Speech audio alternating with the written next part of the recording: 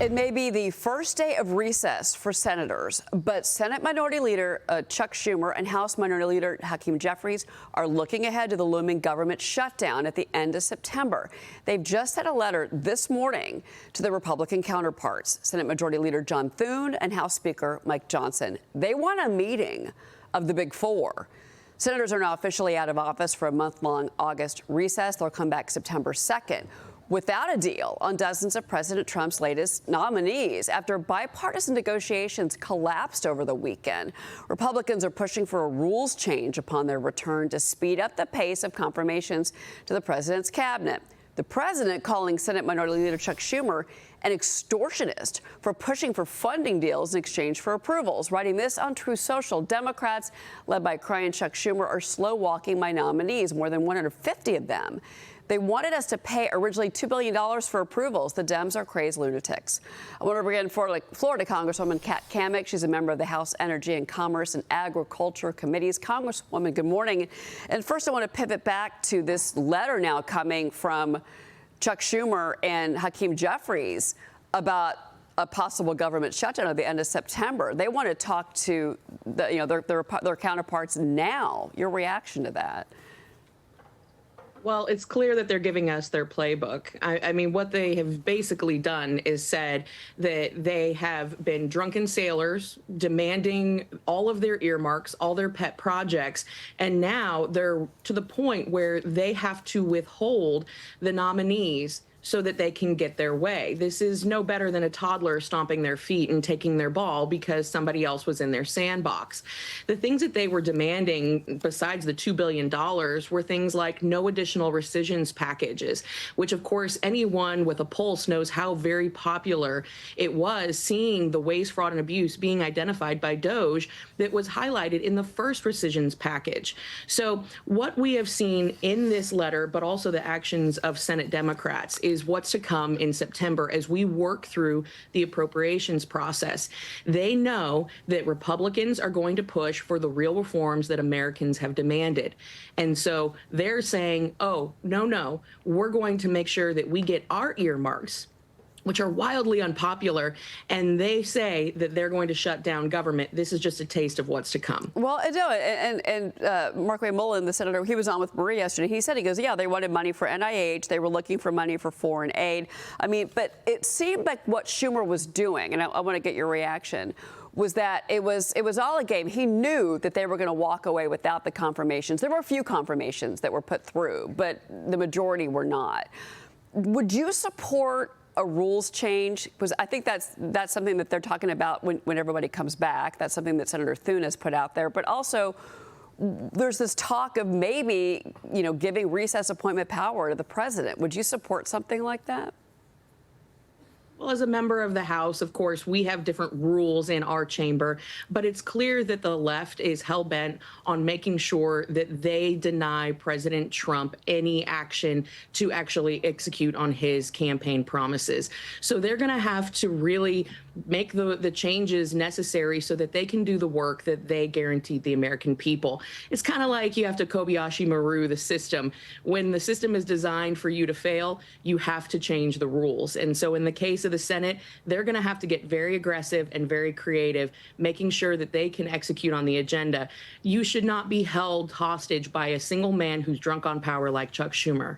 Yeah, and who is maybe under threat within his own party for said power, in particular, this discussion of maybe having AOC primary him. Let's move on to something else. This is the business of the House. You recently introduced a bill to block states from allowing illegal migrants from becoming police officers and mandate U.S. citizenship as a prerequisite. The Citizen-Only Police Act would also stop federal funding to law enforcement agencies who employ illegal migrants as officers. Congresswoman, how big of a problem is this right now, and how widespread is this practice? Well, we've known for over a year now that different agencies around the country have been employing non-citizens as sworn officers. And it's pretty simple. If you're going to wear the badge and uphold the Constitution and be charged with enforcing American laws, you should be a U.S. citizen, period. That should not be controversial. Citizenship isn't a bureaucratic checkbox. It should be the baseline of what we expect of the men and women who wear the badge. And so, of course, recently we saw in Maine, there was an illegal from Jamaica who was only picked up because of his application that got flagged by ATF. But we've seen this type of practice out of LAPD, Portland, Seattle, Chicago, others. This is something that is very, very dangerous, and we cannot allow this to stand. So our bill is very simple. If you want to play stupid games, you're going to win stupid prizes. And in the case of these agencies that rely heavily on federal funding, they're going to lose their federal funding.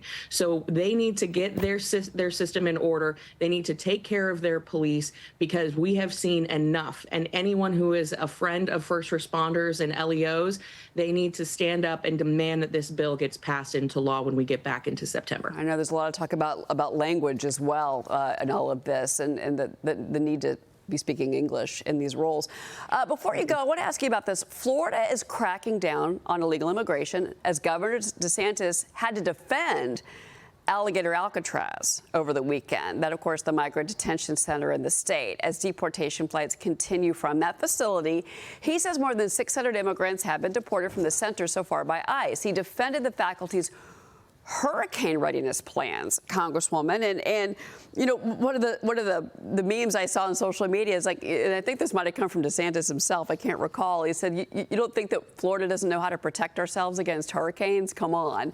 But what do you make of this back and forth? I mean, this was a newspaper that published an article, and it was very misleading about Alligator Alcatraz, and DeSantis had to come out and defend himself, which he did.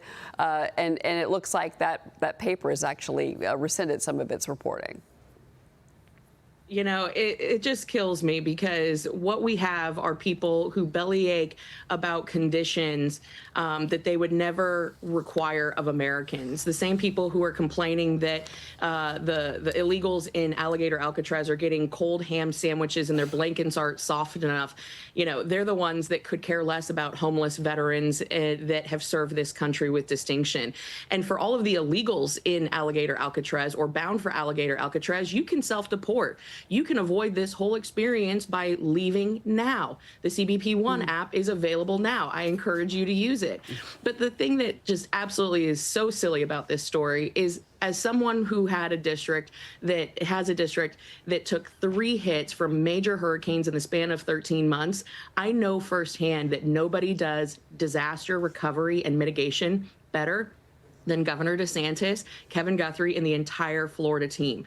We know how to handle storms. And so this is just absolute nonsense, more distraction from the fact that catch and release, when it comes to Florida, that's when we talk about fishing in the Gulf. When it comes to catch and release, that is not applicable to the illegals that are in our country today. It was Florida's Voice Radio that wrote all of this. I want to be clear and give attribution to them. And it was the Miami Herald and the reporting, which has obviously DeSantis came out and very strongly defended himself against that, and Alligator Alcatraz.